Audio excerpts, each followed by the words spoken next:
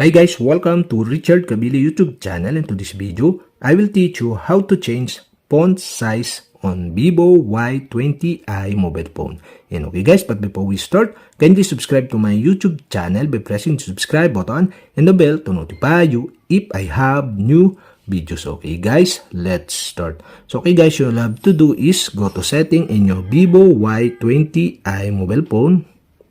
And okay guys, here in settings, go to display and brightness. And display and brightness, okay, you can see the font size. Okay, tap this. And okay guys, here in font size, you can see the adjustment. Okay, you can adjust to the right, to large the font size. And you can adjust to the left, to small the font size. And okay guys, I decide to change into middle. Okay.